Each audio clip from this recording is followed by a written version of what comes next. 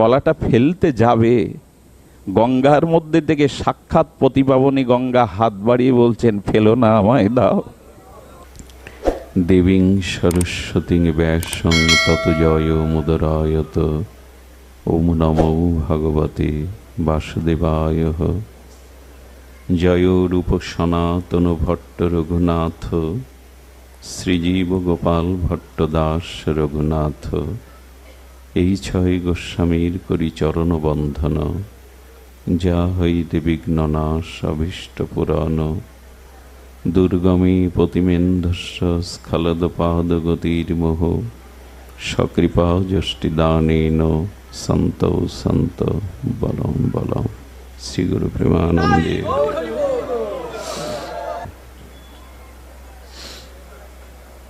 জয় জয় নিতাই গৌর হরি বল।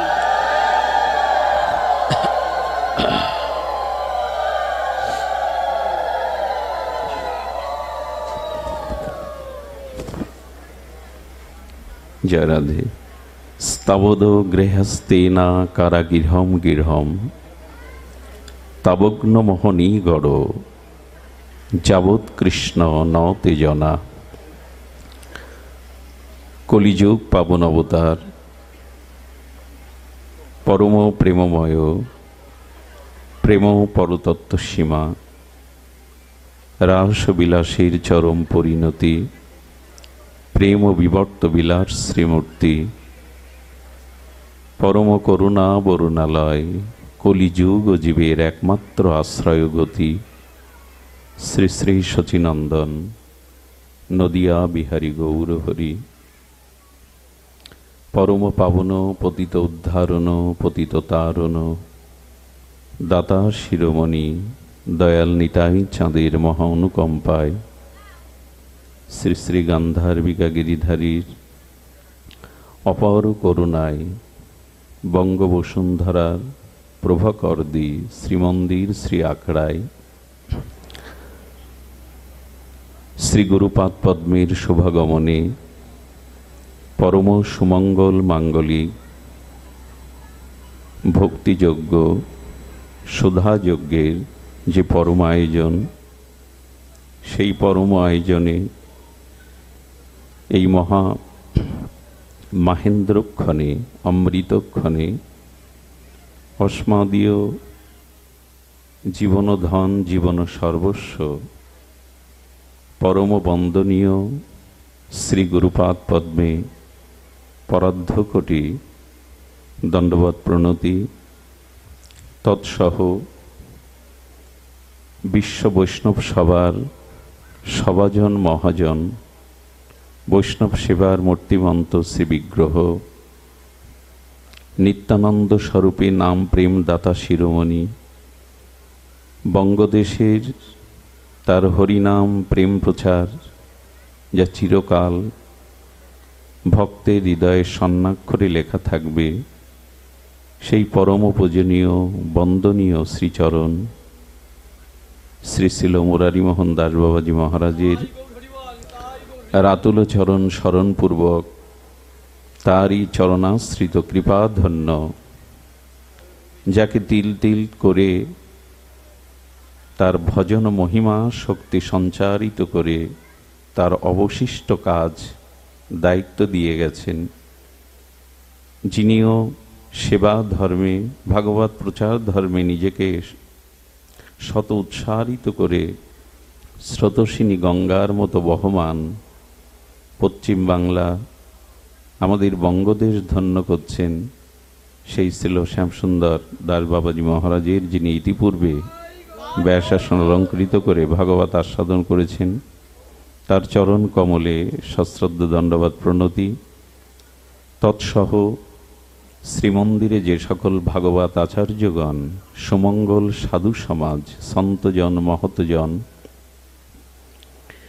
দেবী মূর্তি শ্রদ্ধাশীলা মাতৃগণ অধিক রাত্রি জেগে আপনাদের চাতক সম ভাগবত কথা শ্রবণের যে উৎকণ্ঠা পিপাসা, তাকে স্তুতি করে বন্দনা করে সকল ভক্তচরণে দণ্ডবাদ প্রণতি জ্ঞাপন করে দাদাজি মহারাজের রেখে যাওয়া ফেলালাভ সামান্য আস্বাদনে ব্রতী হচ্ছি। যেহেতু কালকে হরিবাসর তিথি, সময়ের দিকটাও দেখতে হচ্ছে। আমি সংক্ষিপ্তই আলোচনার মাধ্যমে, কারণ ঢাকা থেকেও ভক্তরা এসছেন, মনিরামপুর থেকে এসছেন, তাদের ফিরে যাওয়ার মানসিকতাকে বিঘ্নিত না করে আমরা সংক্ষিপ্ত সময়ের একটু হরিকথা আস্বাদন করব। আপনাদের সকলের একান্ত করুণা কণা প্রার্থনা করছি। দাদাজি মহারাজ ব্রহ্মাস্তুতি দিয়েই তিনি নির্ণয় করছিলেন তার ভাগবত প্রতিপাদ্য বিষয়। দেখুন, আমি যেটুকু আস্বাদনে মনসংকল্প এই মুহূর্তে শ্রীগুরু করুণায় আপনাদের প্রসন্ন দৃষ্টিতে এসেছে, একটু সামান্য ভক্ত চরিত্রই অবশিষ্ট থাকে। কারণ গুণাবতার চতুরানন ব্রহ্মা, তার অভিমান আসতে পারে ব্রজে, সে লীলার কারণে বা ভগবত প্রেরণার কারণে, কিন্তু চতুরানন সনকপিতা গুণাবতার ব্রহ্মার অভিমান কখনো আসবে না। ব্রহ্মা মাথা কখনো উঁচু করবে না। দৈন্যের মূর্তিমন্ত বিগ্রহ রূপে জগতে প্রতিষ্ঠা পাবেন গুণাবতার সনকপিতা ব্রহ্মা যদি কখনো ভক্তি বা ভক্তভাব আশ্রয় করে জগতে আসতে পারে। ভক্তের মধ্যেই অভিমান থাকে না। ব্রহ্মা যখন হরিদাস ঠাকুর রূপে এসেছিলেন, তার মস্তক কোনোদিনের জন্য তিনি উঁচু করেননি। আমি আজ এই জন্য ওই ব্রহ্মাস্তুতি থেকে ব্রহ্মাজির পরবর্তী যে ভক্ত অবতার ঠাকুর নামাচার্য হরিদাস, সেই ভক্ত চরিত্রই একটু সামান্য আস্বাদনের ব্রতী হব। ভক্তি ভক্ত ভগবন্ত গুরু চতুর নাম বপু এক। এই যে ভক্ত, ভক্তি, ভগবান এবং শ্রীগুরু, নাম চারটি কিন্তু তত্ত্ব তো এক। এদের শরণ নিলে বিপদ নাশন হয়, এদের শরণ নিলেই অভিমান দূরীভূত হয়ে বিশুদ্ধ প্রেম ভক্তি হয়। স্বয়ং ভগবান ভক্তরূপ পরিগ্রহ করবেন কেন? শ্রীকৃষ্ণ চৈতন্য মহাপ্রভু ভক্ত অবতার, তিনি ভক্তভাব অঙ্গীকার করবেন কেন? বৈরাগ্য বিদ্যা, নিজ ভক্তিযোগ দানের জন্য ভগবান কেন কোন দুঃখে ভক্ত হবে? ভগবান ভক্ত হবেন এই জন্য, ভক্ত হলো আশ্রয় তত্ত্ব। আশ্রয় তত্ত্বে না এলে ভগবানের মাধুর্য, ঐশ্বর্য, সৌন্দর্য আস্বাদন করা যায় না। বিষয় তত্ত্বে থেকে ভগবানের অনন্ত ঐশ্বর্য মাধুর্য আস্বাদন হয় না। এই জন্য ভগবানও প্রয়োজন বোধ করলেন ভক্ত রূপ ধারণের জন্য, ভক্ত ভাব ধারণের জন্য। আমাদের যা কিছু চেষ্টা, যা কিছু প্রগতি, ভক্তির ক্রমবিকাশ, সবকিছু ভক্ত সঙ্গ থেকেই আসবে। সামান্য সেই ভক্ত চরিত্র যেটা এখন স্মরণ এলো, সেটি আমাদের নাভাজি গোস্বামী, তিনি ভক্তমাল চরিত্রে বড় আদর করে উল্লেখ করেছেন রুহিদাস, এই ভক্ত চরিত্র। কেন জানি না মনে এলো, একটু ভক্ত চরিত্র আস্বাদনের ব্রতী হলাম। এই রুহিদাস নাভাজি তার ভক্ত চরিত্র দেখিয়েছেন। আপনারা জানেন রঘুপতি রামচন্দ্র, যিনি মর্যাদা পুরুষোত্তম, তার আবেশ অবতার ছিলেন শ্রী জগৎগুরু রামানন্দচারীজি। ইনি রাঘবেন্দ্র, মর্যাদা পুরুষোত্তম, রঘুপতি, কৌশল্যানন্দন, লক্ষণ অগ্রজ, ভগবান রামচন্দ্রের আবেশ অবতার জগৎগুরু রামানন্দচারীজি। ইনার 12 জন শিষ্য ছিল, তাদের মধ্যে অন্যতম ভক্ত রুহিদাস। তাকে অনেকেই রবিদাস বলে উল্লেখ করা হয়। তার ভূমিষ্ঠের পরে তার নাম রবিদাস এবং রুইদাস এইভাবেই তাকে অভিহিত করা হয়। দেখুন, ভগবানের পরিকরগণও কখনো ভক্ত অবতার হয়ে আসেন। ইনি ছিলেন সাক্ষাৎ ধর্মরাজের অবতার রুইদাস। কে ছিলেন? ধর্মরাজের অবতার। ভগবানের পরিকর গণ ভক্ত রূপে অবতীর্ণ হন।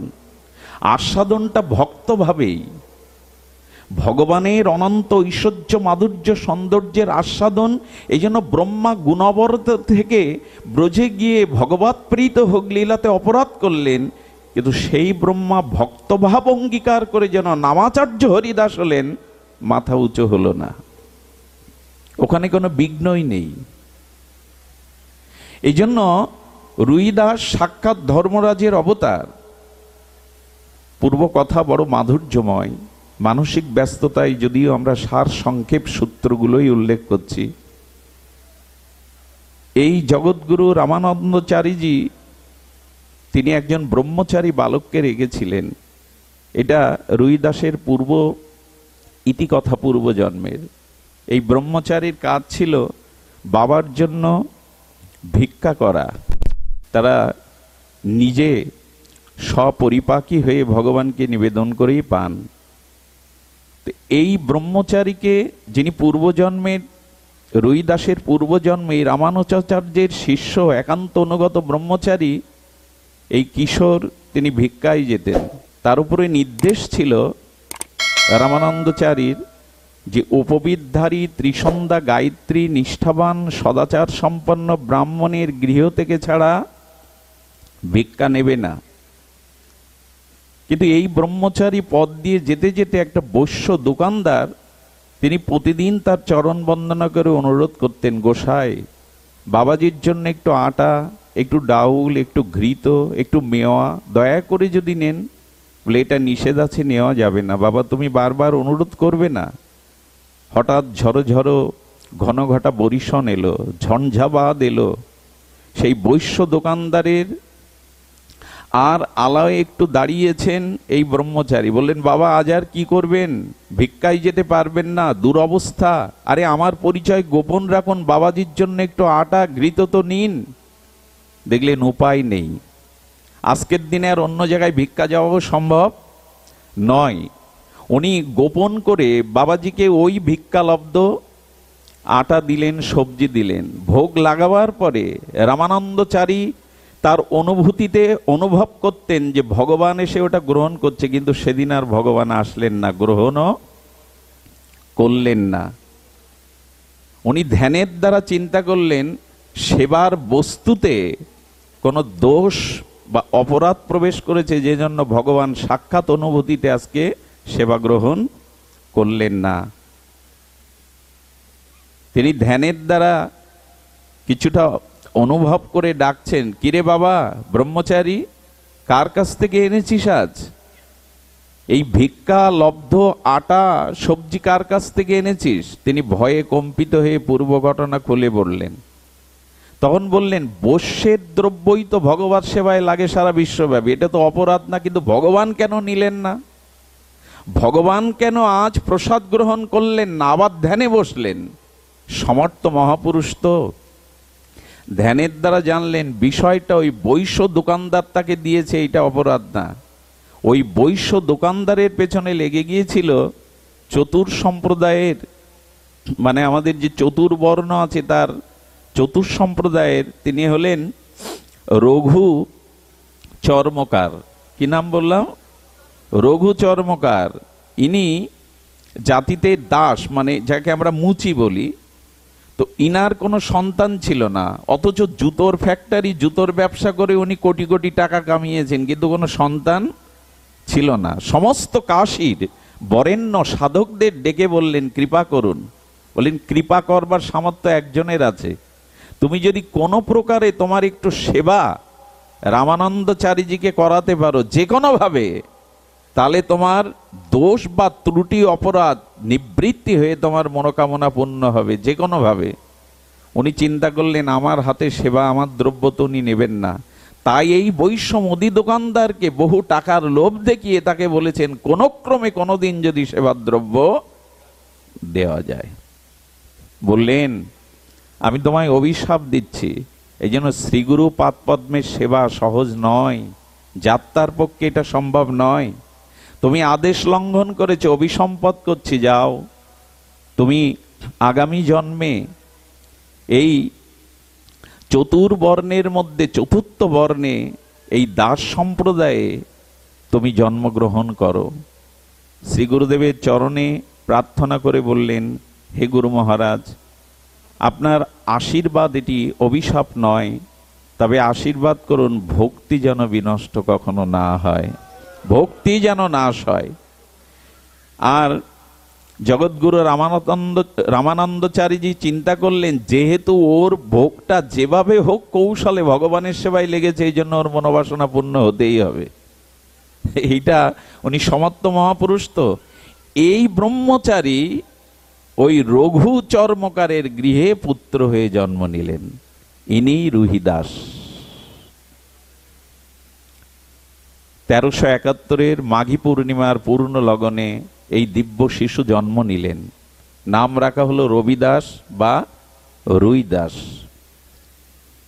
কিন্তু সব থেকে যেটা সমস্যা ঘটল, জন্মের পরে উনি মায়ের স্তনে দুগ্ধপান করে। ভক্ত চরিত্র বড় তাৎপর্যপূর্ণ। যদি সময় চলে গেছে তবু আমরা একটু ধৈর্য ধরে যদি গ্রহণ করার চেষ্টা করি। কিন্তু উনি মায়ের স্তনে দুগ্ধপান করলেন না।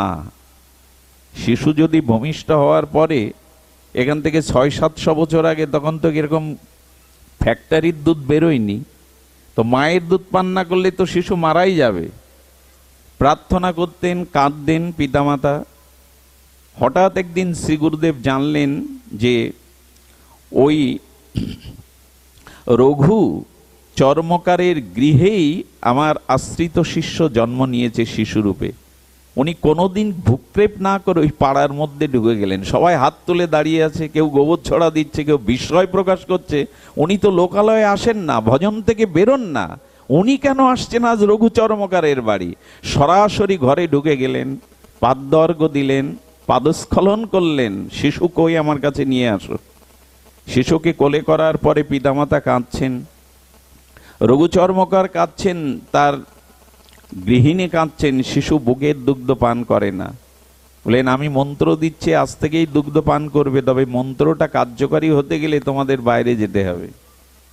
কিরে বেটা, জন্ম যখন নিয়েছিস মায়ের দুগ্ধ পান না করলে তো মরে যাবি। বলেন, প্রভু ওই মরা তো আগেই মরেছি, এবার আর মরতে চাই না। বলে কেন? বলো, অবৈষ্ণবের দ্রব্য, অবৈষ্ণবের দ্রব্য আপনার সেবাতে দেওয়াই আমি ব্রহ্মচর্য আপনার চরণাশ্রয় ছেড়ে চর্মকারের গৃহে জন্মেছে। আর এবারও যদি অবৈষ্ণবের কোনো দ্রব্য পান করি তাহলে আমার আবার জন্ম অধঃপথে যাবে, কারণ আমার মা বৈষ্ণব নন, আমার মা দীক্ষাও হরিনাম গ্রহণ করেননি, তার স্তন্য দুগ্ধ পান করলে আমার আবার পতন হবে। কেউ কেউ আবার বিচার করবেন না, মাকে এরকম বিচার করা যায়? যায়। মাকেও বিচার করেছেন এনারা, তার কারণ অন্য কিছু না। আচ্ছা, একটা কথা মনে পড়ে, খুব মাধুর্য, মানে খুব তাত্ত্বিক কথা হলো, যারা গুরুচরণ আশ্রয়পূর্বক নিষ্ঠার সহিত ভগবত ভজন করতে করতে প্রগতি ভক্তির পথে চলতে চলতে জ্ঞাতে অজ্ঞাতে যদি কোনো পাপ মহাপাপ হয়ে যায়, আর তাতে যদি তাকে অভিশপ্ত হতে হয়, পতন হতে হয়, তার পতনটা আর সাধারণ অভজনশীল অপরাধীর পতন এক হলে বিচারটা ঠিক হবে কি? আমি তো খুব দ্রুত বলে যাচ্ছি, শব্দবিন্যস্ত। একজন সদ্গুরুদেবের চরণ আশ্রয় করেছে, নিষ্ঠার সহিত হরিনাম ভজন করছেন, তিনি যদি কোনো মহা অপরাধ মহাপাপ করেন, আর যিনি গুরুচরণ আশ্রয়পূর্বক প্রগতি ভজনের পথে আসেননি, বিষয়াসক্ত দিক, তার অপরাধের সাথে এক হলে বিচারটা কি, ন্যায়টা কি এক হবে? শুনে রাখুন, যারা সদ্গুরুদেবের চরণাশ্রয় করেছে, যারা ভজন পথে আছে, সাধু সঙ্গে আছে, তাদের যদি মহা কোনো অপরাধ পাপ হয়ে যায়, গোবিন্দ বললেন, আমি অঙ্গীকার করছি তাদের নরকগামী কোনোদিন হতে হবে না, তারা নরকে কখনো যাবে না, তাদের আমি নরকে কখনো পাঠাবো না। তবে হ্যাঁ, এই অপরাধের কারণে তাদের ঘর পরিবর্তন হতে পারে, দেহ পরিবর্তন হতে, স্থান পরিবর্তন হতে পারে, কিন্তু তাদের ভজন কখনো নষ্ট আমি করব না। এবং ভগবান এও বলেছেন, তাদের পরবর্তী জন্মে আমি পশুকুলে পাঠাবো না। মহাপরাধ করলেও ভক্তকে নরক বা পশুকুলে আমি পাঠাবো না, কারণ পশুকুলে পাঠালেই আবার 84 লক্ষ জনি তাকে পরিভ্রমণ করে পুনরায় মানুষ হয়ে ভজন করতে হবে, বহু বিলম্ব হয়ে যাবে। এই জন্য তাকে আমি পশুকুলে না পাঠিয়ে বারবার মনুষ্যকুলে পাঠাবো, নিচকুলে পাঠাবো, তবু তার ভজন মহিমা নষ্ট হবে না। এই কারণে নষ্ট হবে না, ন মে ভক্ত প্রণশ্যতি, আমার আশ্রয় যে একবার করেছে তার বিনাশ বা পতন পড়ে যেতে পারে, তবু আমি আবার তাকে তুলবো, আবার তাকে তুলবো। আচ্ছা, যে পাপ করলো তার স্খলন হয় কি করে শুনুন। যিনি পাপ করেছে তিনি মনুষ্য জন্ম নিলে স্খলন হয় সামাজিক কলঙ্কের দ্বারা, অর্থ অভাবের দ্বারা। এর দ্বারা সেই পাপগুলি ভগবান ক্ষমা করে দেন। কলঙ্ক আসবে, অপবাদ আসবে, কিন্তু তাকে নরকগামী হতে হবে না, পশুকুলে ভগবান আবার ফেলবেন না, কারণ ওখানে অনেক বিলম্ব হবে। এই জন্য ভজন আশ্রয় করুন। এখানে পতন হলেও শেষ নেই, আবার দাঁড়াবেন। ন মে ভক্ত প্রণশ্যতি। এই জন্য বললেন গুরুদেব এক অপরাধের কারণে এইখানে এসেছে, আবার যদি অবৈষ্ণবের দুগ্ধ পান করি আমার আবার অপরাধ হবে, আপনি আমার মাকে কৃপা করুন। মন্ত্র দিলেন আবার এই রোহিদাসের কর্ণে, মা বাবাকে ডেকে বৈষ্ণব মন্ত্র দিলেন, দীক্ষা দিলেন। সেই দিন থেকে শিশু আবার দুগ্ধ পান শুরু করলো। এই জন্য যারা ভজন জীবনে আছেন তাদের অবশ্যই উচিত শুদ্ধ ভজনানন্দী সরল প্রকৃতি নিষ্কট ব্যক্তির হাতে সেবা নেওয়া, গ্রহণ করা। এটি মহাজনরা এই জন্য এই বিধিগুলো অটুট নিয়মের দ্বারা পালন করেন, শুধু এই জন্য। আবেগ দিয়ে ধর্ম হয় না। রোহিদাস বড় হতে থাকলো, 10 বছর বয়স হলো, আমি ক্রমটা দ্রুত বলে যাচ্ছি।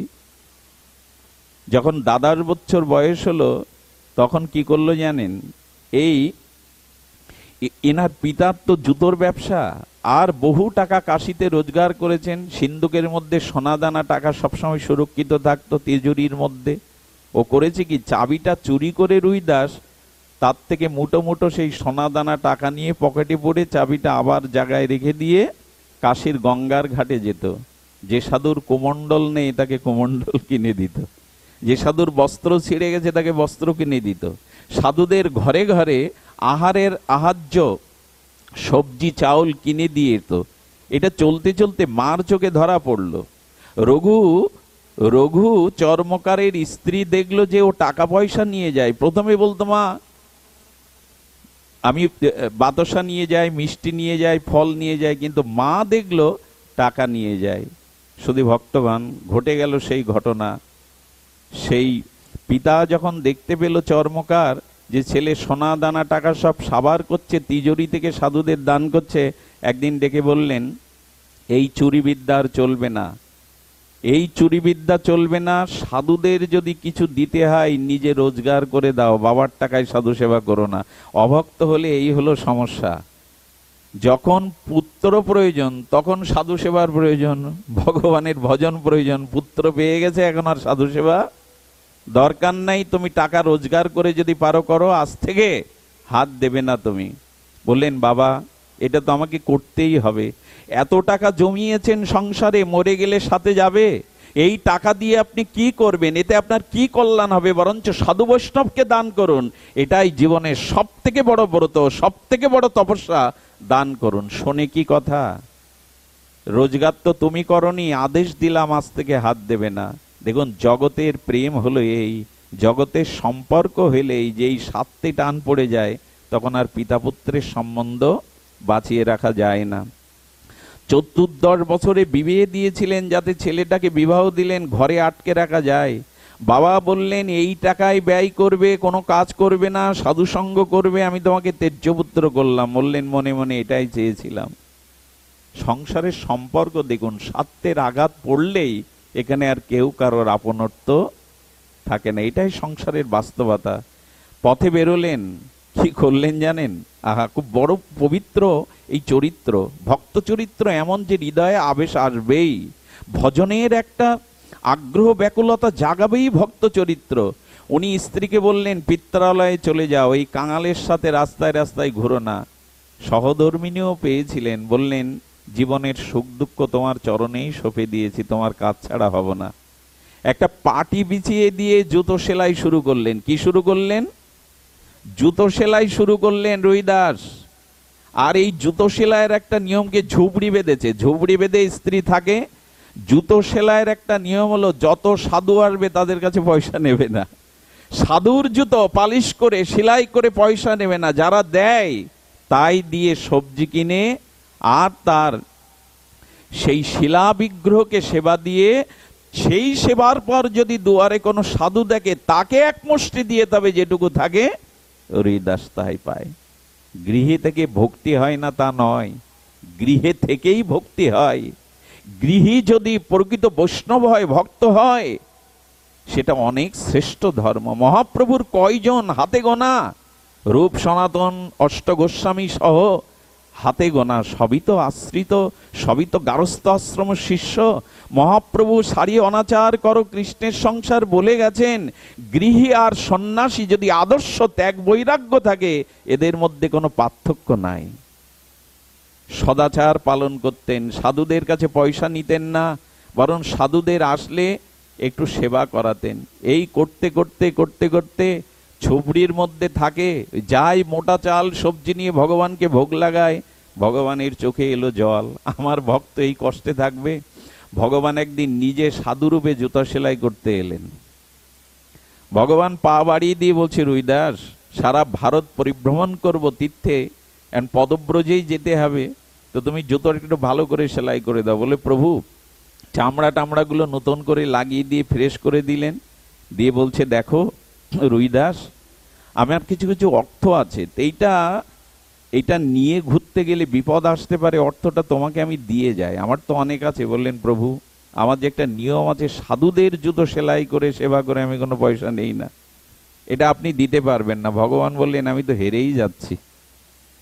টাকার থলে যখন নিল না, তখন বলছে, দেখো আমার কাছে একটা মূল্যবান সম্পদ আছে, এ নিয়ে তীর্থে বিপদ আসবে, সেটা পরশ পাথর, রাখো না এটা। ভগবান তার ভক্তকে কখনো অভাবে রাখতে চান না, অন্য কষ্টে রাখতে চান না। সাধুরূপে এসে বললেন, এই পরশ পাথরটা রাখো। হাত জোড় করে বললেন, প্রভু পরীক্ষা নিবেন না, পরীক্ষা নিবেন না। পরশ পাথরের প্রলোভনে যদি ভজন ত্যাগ হয়ে যায়, বাঁচবো কি নিয়ে? আমার সম্পদ তো সাধন ভজন, সাধুগুরু বৈষ্ণব, পরশ পাথর না। একথা কারা বলতে পারে? দেখুন ভজন কত প্রিয়। পরশ পাথর, আচ্ছা বললেন তোমার বিশ্বাস হচ্ছে না, না এটা পরশ পাথর। পরশ পাথরকে কেউ ফিরিয়ে দেয়? ওই যে জুতোটা রেখে যেখানে হাতুড়ি দিয়ে সেলাই করেন, ওকে কি বলে? একটা লোহার মার্বেল মতো, ওইটাতে ভগবান সাধুরূপে এসে একটু ছুঁয়ে দেখলেন, সোনা হয়ে গেছে। বলে, সর্বনাশ। বলে, এটা আর মোটে আমার কাছে রাখবেন না। আরে এ থাকলে আমার উপাসনায় নষ্ট হয়ে যাবে, সোনা থাকলে। আপনি এটা নিয়ে যান। বললেন, এনেছি যখন নিয়ে যাব না, ওর একটা ছোট বাটি ছিল, ওর মধ্যে রেখে গেল। বিশ্বাস করুন 1 বছরের মধ্যে ওই দিকে আর ফিরে তাকায়নি রুইদাস। 1 বছরের মধ্যে ফিরে তাকাননি। এর পরে যে ঘটনা ঘটল আরো অবাক করা। উনি শিলা বিগ্রহ, সেবিত বিগ্রহ, শিলা বিগ্রহ, তো সেই শিলা বিগ্রহে উনি ফুল জল যা দিতেন, ঘটনা ঘটলো আর একটা। ভগবান চিন্তা করলেন, একটা তো কিছু ওকে দিতে হবে। ওই শিলা বিগ্রহে প্রতিদিন সকালে 5টা করে মোহর প্রসাব করত। একদিন রুইদাসকে তার স্ত্রী দেখাচ্ছে, আরে অবাক কাণ্ড দেখো, এই 5টা করে মোহর এই প্রতিদিন সকালে আমি দেখছি আজ কদিন ধরে। বললো, জোগাড় করে রেখেছো তো, দাও। ওইগুলো হাতে নিয়ে ছুঁড়ে ফেলে দিলেন গঙ্গাতে। পরের দিন আবার যখন দেখলেন 5টা মোহর, ভগবান হাসছে দাঁড়িয়ে দাঁড়িয়ে, মোহর প্রসাব করছে শিলা বিগ্রহ। এগুলো গল্প ভাববেন না, ভক্ত চরিত্র কত বিচিত্র। স্ত্রীকে তখন বললেন, আজকে মোহর ফেলবো না, যার কারণে মোহর সৃষ্টি হচ্ছে তাকেও ফেলে দেব। শিলা বিগ্রহ, আমাকে পরীক্ষা নিও না ঠাকুর, আমাকে ভজন থেকে চ্যুত করতে যেও না। শিলা বিগ্রহ যেই ছুঁড়ে ফেলতে গেছে, ভগবান প্রকট হয়ে গেছেন। রুইদাস, রুইদাস, একবার অন্তত আমাকে জিততে দাও। বারবার তুমি জিতে যাবে, আমাকে একবার জিততে দাও। তোমার কষ্ট ঝুপড়ির মধ্যে থাকা আমার ভালো লাগে না, কিছু তো নাও। ভগবানের চোখে জল দেখে রুইদাস বলছেন, আমার কারণে তুমি চোখে জল আনছো? আমি বারবার জিতে যাচ্ছি। আসলে ভগবানের জিত তো ওটাই, ভক্তকে জিতিয়ে দিয়ে ভগবান পরাজিত হয়, এইটাই তো ভগবানের শ্রেষ্ঠ জয়। বারবার ভক্তের কাছে তিনি পরাজিত হয়ে পরম আনন্দ পান। বললেন, রুইদাস একবার আমাকে জিততে দাও, একটা কিছু স্বীকার করো। রুইদাস ভগবানের চোখে জল দেখে বললেন, কি করতে চান আমার জন্য? সোনা মোহর পরশপাতর প্রলোভন কেন ফেলছেন আমাকে? বললেন, একটা কাজ করি, আমি তোমার এখানে একটা ভালো বাড়ি করে দিই, আর কিছু অর্থের যোগান দিয়ে দিই, যাতে তোমার সাধু সেবা করতে কষ্ট না হয়। তুমি তো নিজের সেবার দিকে তাকাও না। ভগবান দুঃখ পাবে বলে স্বীকার করলেন। আর গোবিন্দ নিজে শেটের রূপ ধরে একটা গঙ্গার পাশে জায়গা কিনে ফ্ল্যাট তৈরি করে তার সমস্ত উপচারাদি দিয়ে ব্যবস্থা আদি করে দিলেন। বাড়িতে ঢুকে ভগবানকে ডেকে বলছেন, এ বাড়ি আমি স্বীকার করি না। যে বলুন তো। ভগবান বললেন, কেন স্বীকার করো না? বলে, এখানে কোনো সাধুদের নিবাস তুমি তৈরি করনি। যেখানে সাধু নিবাস নেই সেটা রাজপ্রাসাদ হলে রুইদাস সেখানে থাকবে না। আমি দেখেছি বাবাদের সাথে দু এক জায়গায় যাওয়ার ভাগ্য হয়েছে, ছিল বৈষ্ণবপদ বাবা, অন্যদের সাথে দেখেছি। কিছু কিছু ভক্তের বাড়ি গেলে দেখেছি অবাক হতে। আমাদের যশোরে সাগরদার বাড়ি এরকম গিয়ে দেখেছি, বাবা আসতেন তো, ছিল মোরারিমোহন দাস বাবাজি। তো উনি যে ঘরে থাকতেন সে ঘরটা টিনের ছাউনি, সে ঘরটা সাধারণ, কিন্তু বাবা যে ঘরে এসেছিলেন সেই ঘরটা প্লেট বসিয়ে পাকা করে রেখেছে। সাধুরা আসলেই কেবল তাদের সেখানে থাকতে দেয়, নিজেরা থাকে না। আমি অনেক গৃহে গিয়ে দেখেছি নিজেদের থাকার ঘরটা অগোছালো, কিন্তু সাধুদের জন্য গুছিয়ে রাখে। যদি কখনো সাধু আসে, যদি কখনো কোনো ভক্ত আসে, তাদের আলাদা করে ভক্ত নিবাস তৈরি করা, এবং ভক্ত গৃহ গুরুগৃহটা তারা এমন করে রেখেছে সেখানে সৌন্দর্য মাধুর্য দিয়ে সাজিয়ে রেখেছে, নিজের ঘরটা পরিপাটি করা নাই। রুইদাসের দেখে ভগবান ধন্য করছেন, জগতে ভক্তই তো শিক্ষা দেয়, ত্যাগ বৈরাগ্য ভক্তি কে শিক্ষা দেয়? এই জন্য বললেন, সাধুদের নিবাস না করলে প্রভু সে গৃহ গৃহ নাই কারাগার। গোবিন্দ সাধু নিবাস তৈরি করলেন। শুরু হয়ে গেল সাধুর আসা যাওয়া, শুরু হয়ে গেল বৈষ্ণব সেবা। কিন্তু এ সমাজে যখনই আপনার ভাগবতে উন্নতি হবে, যখনই আপনার প্রগতি হবে, শত্রু বেড়ে যাবে। কাশীর সমস্ত ব্রাহ্মণ সমাজ কেঁপে গেল। রুইদাস এত টাকা পায় কোথায়? এত বিল্ডিং বাড়ি পায় কোথায়? এত বৈষ্ণব সেবা কোথা থেকে আসে তার? দেখুন শত্রুতা কি করছে কারোর সাথে। ভগবান দিয়েছে তাকে গৃহ, শত্রুতা শুরু হয়ে গেছে। সাধু সমাজেও আজকাল সব থেকে বেশি শত্রু। একটা জিনিস জানবেন, যার সম্মান এবং সম্পদ বৃদ্ধি পাবে, জানবেন তার পিছনে অগণিত শত্রু তৈরি হয়ে গেছে। আপনিটাই রুহিদাসের এত টাকা কোথা থেকে আসে? এত বৈষ্ণব সেবা কোথা থেকে আসে? আর ও তো ব্রাহ্মণদেরই ডাকে না। ব্রাহ্মণরা ক্ষিপ্র হয়ে রাজার কাছে নালিশ করলেন, আমরা কাশীর পণ্ডিত, আমরা ব্রাহ্মণ, আমাদের সেবা দেয় না, এত টাকা পয়সা সে কোথায় পেয়েছে, আপনি বিচার করুন। রুহিদাসকে অপরাধীর ন্যায় ডাকা হলো সেনা দিয়ে। রুহিদাস হাত জোর করে দাঁড়িয়েছেন আর বলছেন, তুমি জাতিতে মুছি, জাতিতে তুমি চতুর্বর্ণের চতুর্থ বর্ণের মানুষ, তুমি জুতো সেলাই করো রাস্তায় বসে, ছেঁড়া জামা কাপড় কোথায় পাও এগুলি? জবাব দাও। ব্রাহ্মণরা জানতে চাইছে। তুমি ভক্তভাব অঙ্গীকার করে বাইরে দস্যুবৃত্ত চুরি ডাকাতি করে সম্পদ করেছ। উনি হাত জোর করে বললেন, না, এগুলি ভগবানই কৃপা করে আমাকে দিয়েছেন। কেউ কি বিশ্বাস করে সে কথা? বলে, ভগবান ওকে দেননি, আপনি ওকে বিচার করুন, ওর সয় সম্পত্তি কেড়ে নিন। আর ওর এমন সাহস হয় কি ব্রাহ্মণদের না ডেকে অন্যদের সাধুদের শুধু সেবার ব্যবস্থা করে। তখন বললেন, হে ব্রাহ্মণগণ, আপনারা ডাকলে কি আমার কাছে আসবেন? আমি তো ঋষি, আমি তো মুচি, আমার বাড়িতে তো আপনার সেবা নেবেন না। বলে, ওরা নেয় কেন? বললেন, কোনো জাতির বিচার থাকে না, ভক্তিতে কোনো বিচার থাকে না, এই জন্য সাধুরা আসেন আমার ওখানে। ভক্তিতে বিচার নাই, কিন্তু আপনারা তো আমার কাছে আসবেন না। বলে, আসবো না, কিন্তু তুমি জবাব দাও। রাজা বললেন, ওদের প্রশ্নের সদুত্তর আসেনি, তুমি জবাব দাও। কি করে এগুলি তুমি? বললেন, দেখুন ভগবান দিয়েছেন। ব্রাহ্মণরা বললেন, প্রমাণ দিতে পারবে? খুব এই কথাটি মন দিয়ে শুনতে হবে। ভক্তের কাছে প্রমাণ চাইছে, প্রমাণ দিতে পারবে? ব্রাহ্মণগণ তখন কূট বুদ্ধির দ্বারা বললেন, ঠিক আছে, ভগবানের বিগ্রহ সিংহাসনে রাখা হবে, আমরা দুই পাশে, ও পাশে এক পাশে ও বসবে, আমরা বসবো, যার আহ্বানে ভগবানের সিংহাসন ঘুরে গিয়ে যাদের দিকে ফিরবে জানা হবে তারাই সত্য বলছে, হয়তো রুহিদাস না আমরা। রুহিদাস এই পরীক্ষার জন্য রাজি হয়ে গেলেন। ব্রাহ্মণরা কি করলেন জানেন? সিংহাসনে বিগ্রহকে রেখে স্তুতি শুরু করেছেন, গায়ত্রী শুরু করেছেন, বেদস্তুতি শুরু করেছেন, তাদের তো কণ্ঠস্থ। রুহিদাস চোখের জলে ভাস্যার বলছেন, না জানি লেখাপড়া, না জানি কোনো স্তুতি, শুধু মনের প্রাণে তোমাকে ডাকতে জানি, তোমার নাম আশ্রয় করতে জানি, আমার তো আর কিছু জানা নেই। তবে তুমি তো ব্রহ্মস্তুতিতে, তুমি তো বেদস্তুতিতে, গায়ত্রীতে সন্তুষ্ট হও। যখন ওরা সমস্ত গায়ত্রী ঘন্টার পর ঘন্টা বেদস্তুতি করলো, সিংহাসন নড়লও না, ওইভাবেই থেকে গেল। পালা হলো এবার রুহিদাসের। গেয়ে উঠল সে প্রাণের আকুল করা ভক্তিতে, হে মাধব, হে জনার্দন, যেমন শবরীর ডাকে সাড়া দিয়েছিলে, প্রহ্লাদের ডাকে সাড়া দিয়েছিলে, তুমি তো এমনি করে ভক্তের পরীক্ষার দিনে বারবার সাড়া দিয়েছ। আজ করুণা করে তুমি সাড়া দাও। যেই বলেছে বিস্ময় প্রকাশ করে সিংহাসন নড়ে উঠল। সিংহাসন আপনি থেকেই অমনি করে রুহিদাসের দিকে এগিয়ে যেতে লাগলো। এই দৃশ্য সেদিন রাজা দেখলেন। রাজা পণ্ডিতদের বললেন, পণ্ডিতগণ, আপনারা উচ্চ বর্ণের হতে পারেন, পাণ্ডিত্য থাকতে পারেন, কিন্তু দেখুন ভগবত ভক্তি কাকে বলে। আর সিংহাসন সহ ভগবান তাকে বরণ করতে এগিয়ে গেছে। রাজা নিজে উঠে রুহিদাসকে প্রণাম করছেন, বাবা, কত অপরাধ করেছি আপনার মতো নিষ্কিঞ্চন ভক্তকে পরীক্ষার মধ্যে ফেলে। ওদের কথা শুনে ব্রাহ্মণরা তখনও দমেনি। তখন বললেন, ঠিক আছে, ওর ভক্তি আছে, কিন্তু ও তো ব্রাহ্মণ না, ও ভগবানের সেবার, শিলাবিগ্রহ সেবার কি অধিকারী? লক্ষ্য করুন, বললেন ব্রাহ্মণের কথা বলছেন। রুহিদাস মুখ খুলেছে, ব্রাহ্মণের কথা বলছেন?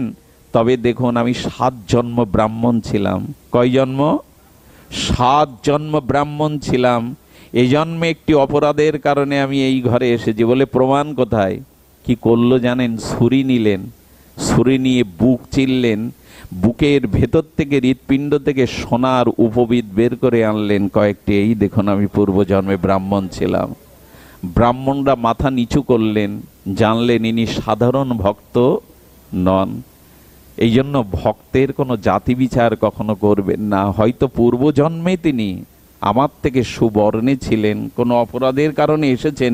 এই জন্য ভক্তকে অন্তত জাতকুলের কৃষ্ণ ভজনে নাই জাতি কোলাদি বিচার। আজও সমাজে চলছে সেটা, কিন্তু উচিত নয়, উচিত নয়।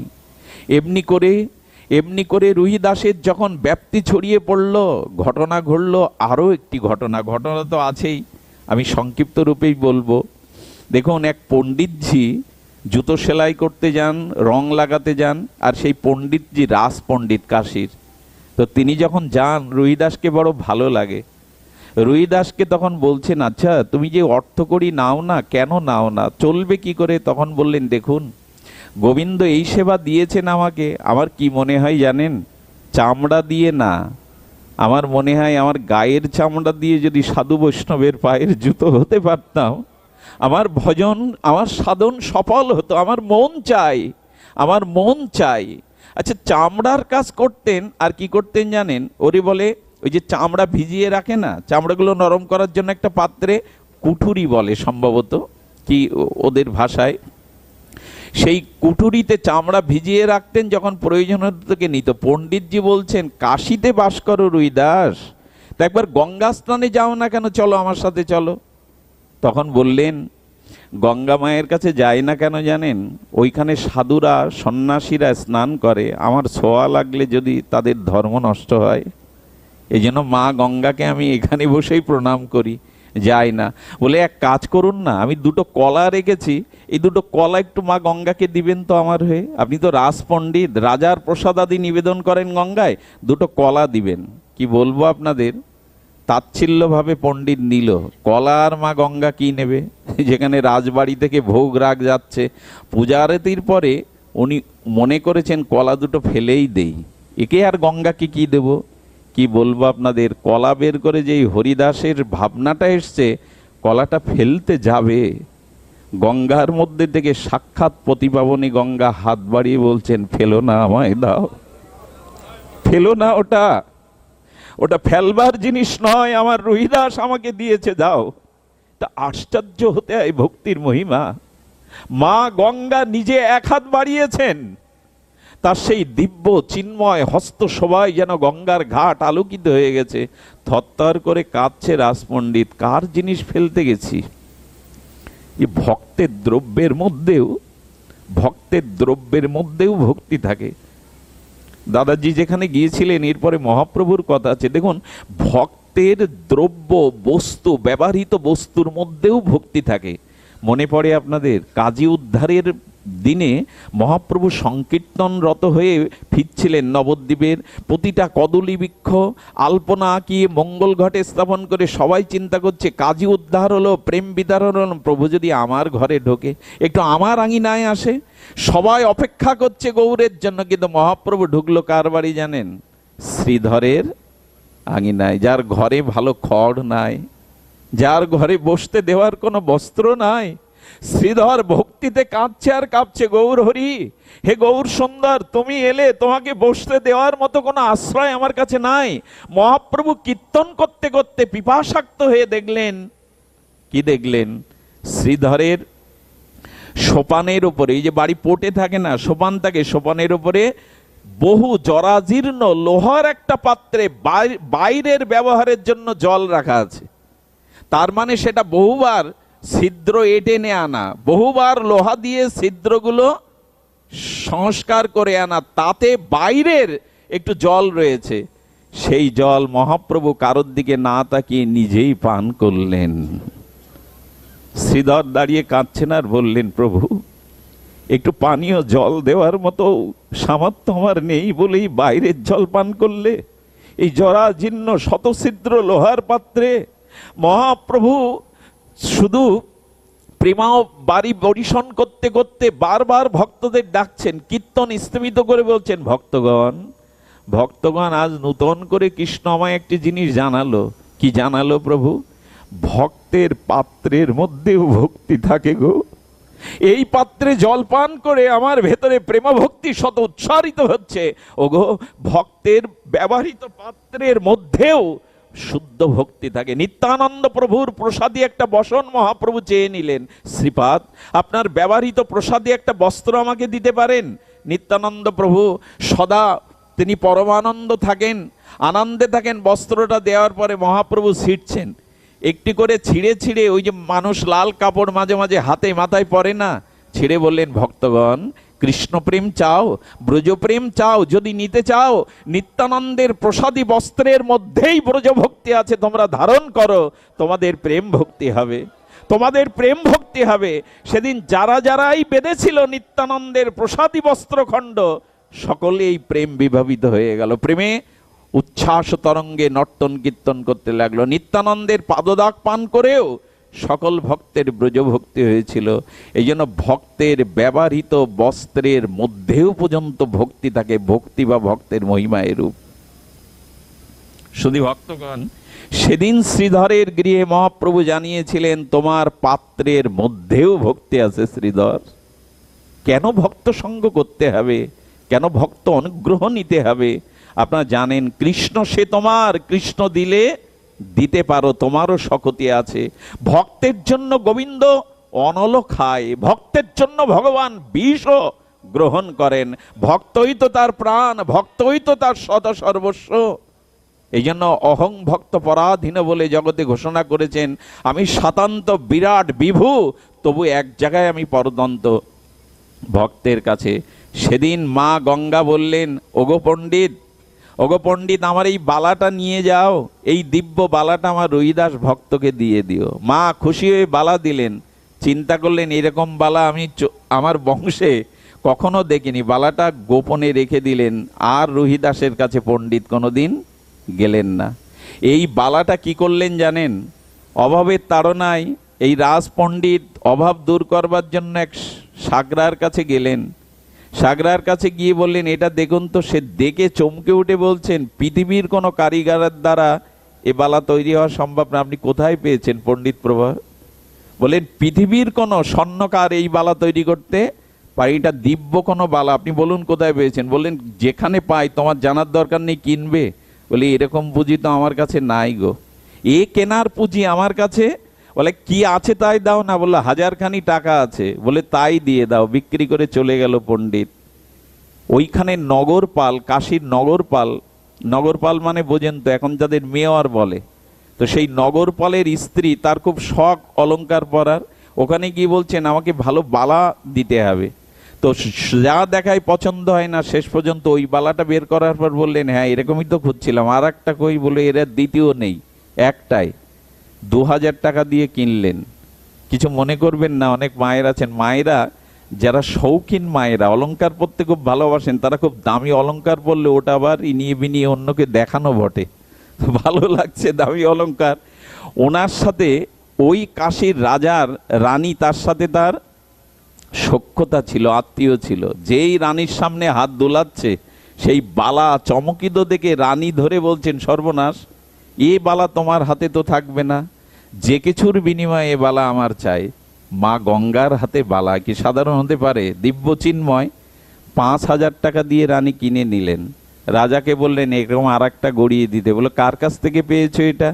সংবাদ দিলেন ওনার সেই সখীর কাছ থেকে। সখী বললেন আমি কিনেছিলাম এক সাকারের কাছ থেকে। সাকারকে ডেকে বললেন কার কাছ থেকে পেয়েছো? বলে আপনার রাস পণ্ডিত আমার কাছে বিক্রি করেছে। পণ্ডিতের দেখি বলছে বালা চিনতে পারছো পণ্ডিত? বললেন এই বালা আপনার কাছে? এর মীমাংসা এখনো হয়নি। তখন বললেন হ্যাঁ, আর একটা বালা কোথায় রেখেছো বলো, রানীর খুব প্রিয়, এটা আমার চাই, এটা সাধারণ বালা নয়। পূর্ব ঘটনা খুলে বলে চরণে পড়লেন। বললেন যাও, আমি তোমাকে রাজদণ্ড দেব যদি বালা আর একটা না তুমি দিতে পারো। উনি অস্বীকার করার অনেক উপায় খুঁজলেন, মিথ্যাও বললেন। শেষে রুইদাসের চরণে এসে বলছে বাবা রুইদাস, আমি এখন রাজদণ্ডে দণ্ডিত হয়েছি, বাঁচাও আমাকে। পূর্ব ঘটনা সব খুলে বললেন। রুইদাস বললেন মন চাঙ্গা তো কঠোরিতে, এই প্রসিদ্ধ বাণীটা খুব চালু আছে যে মন চাঙ্গা তো কঠোরিতে গঙ্গা। বলে গঙ্গা দেবী মা আপনাকে দিয়েছিল, আর একটা চাই তো? ঠিক আছে হে মা গঙ্গে। ওই কঠুরির মধ্যে যেখানে চামড়া ভিজানো থাকে, স্তুতি করছে মা। রাস পণ্ডিত কষ্ট পাবে আমার জন্য, বালাটা তো আমায় দিয়েছিল মা, কৃপা করে আর একটা দাও না। পণ্ডিত বলছেন এখানে বললে কি হয়, চলো না, তুমি গঙ্গায় গেলে তুমি আর দুটো কলা ভাসালে মা গঙ্গা আবার দেবে। বললেন মন চাঙ্গত কঠোর মেয়ে গঙ্গা। উনি গঙ্গাকে প্রণাম করে স্তুতি করলেন। কি বলবো, চামড়া ভেজানো পাত্রের মধ্যে থেকে মা আর একটা হাত তুললেন।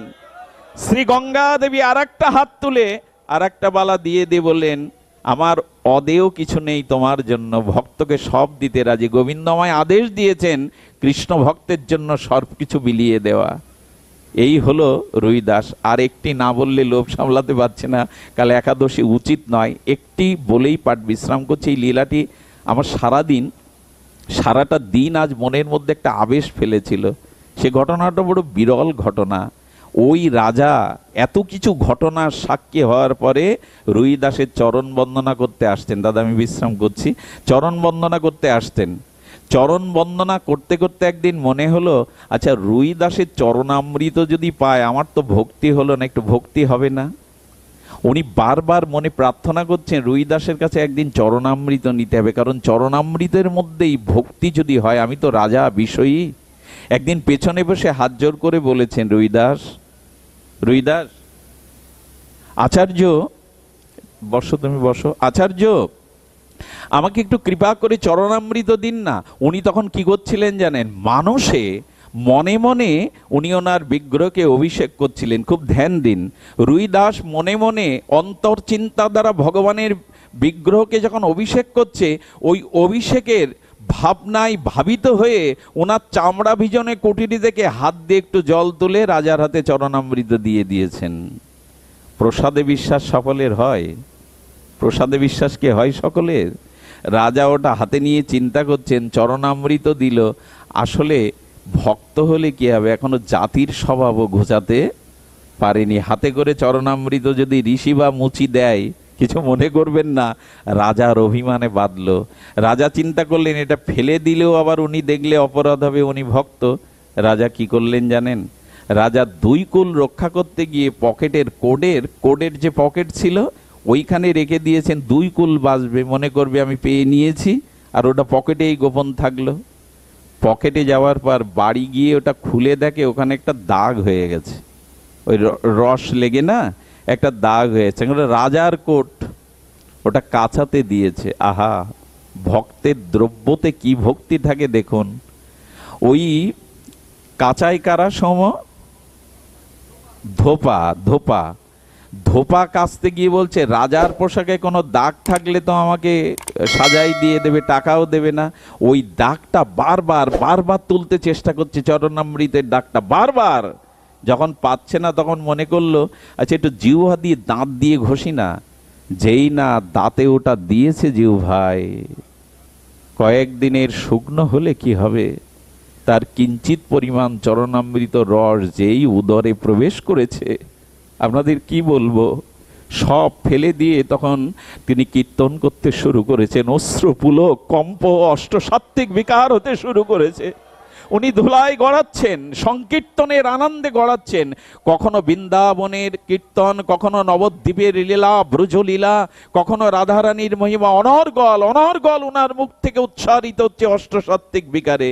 এই হলো ভক্তের দ্রব্যের ভক্তির মহিমা। কবিরাজ কৃষ্ণ গোস্বামী এমনি বলেনি, ভক্ত উচ্ছিষ্টের মধ্যে যে ভক্তি থাকে, ভক্তের চরণ জলের মধ্যেই যে ভক্তি থাকে, এটা এটা ঐকান্তিক সত্য মনে করে, দৃঢ় বিশ্বাস মনে করে গ্রহণ করতে হবে। ওর যখন এই অবস্থা, গ্রামের লোক বলছে উন্মাদ হয়ে গেছে, ও তো কখনো কীর্তন জানে না, লেখাপড়া জানে না, ব্রজলীলা কি করে স্ফুরণ হচ্ছে, নবদ্বীপ লীলা। রাজার কাছে চলে গেল। রাজা তাকে বললেন এগুলো কি করে হলো? বলল আমি জীবনে স্কুলে যাইনি, লেখাপড়া জানি না, ভগবান কি জিনিস আমি জানি না, কিন্তু আপনার কোডের পাশে যে দাগটা লেগেছিল ওইটা তোলার জন্য আমি জিহ্বাই দাঁতে দেওয়ার সাথে সাথে আমার মধ্যে এই ভাব এসে গেছে। রাজা রাজা আমি জানি না আমার কি হয়েছে। রাজা বুঝলেন কি অবস্থা, চোখের জলে অনুশোচনায় রুহিদাসের কাছে চলে গেলেন। বড় ভুল করেছি, বড় অন্যায় করেছি, কৃপা করে চরণামৃত একটু আমায় দিন। বলল রাজা আজ আর শতবার চরণামৃত নিলে এই ভক্তি তোমার হবে না, সেদিনই হওয়ার কথা ছিল। এই জন্য আমরা যেন ভজনে ভুল না করি। ভজনের দ্রব্য সাধুতে কোনো অপরাধ না হানি, বিশ্বাস চাই, এ পথে একমাত্র বিশ্বাস চাই, সুদৃঢ় বিশ্বাস করে নিতে হবে। ঘটনা আরও আছে, যদি আবার কখনো সময় হয় আমরা ভক্ত চরিত্রে আস্বাদন নেব। একটু অন্যায়ও করে ফেললাম, অনেক দূর থেকে যারা এসেছেন তাদের এভাবে বসিয়ে রাখাটা উচিত হয়নি। আমি উঠতেই চাইনি, আর শ্রোতা হয়ে এসেছিলাম, কারণ আমাদের কার্তিক সাহা মহাশয় একটা সময় দেখেছি যে তাদের এই ভাবদশাটা ছিল না। গুরুবাদ পদ্মে আশ্রয় নেওয়ার পরে আজকে তাদের মানসিকতা দেখে বড় গর্ব হচ্ছে যে না, আজ তারা ভগবত উন্মুখ হয়ে এমনি করে সাধু সম্মিলনে শ্রীগুরুপাদ পদ্মের শোভাগমনে এমনি একটি অপূর্ব ভাগবত যজ্ঞ আমাদের উপহার দিলেন। শত চেষ্টা, শত কষ্ট, শত উৎকণ্ঠার মধ্যে দিয়ে তারা এই যে আয়োজন করলেন, একটু প্রার্থনা করবেন তাদের যেন কৃষ্ণ ভক্তি হয়।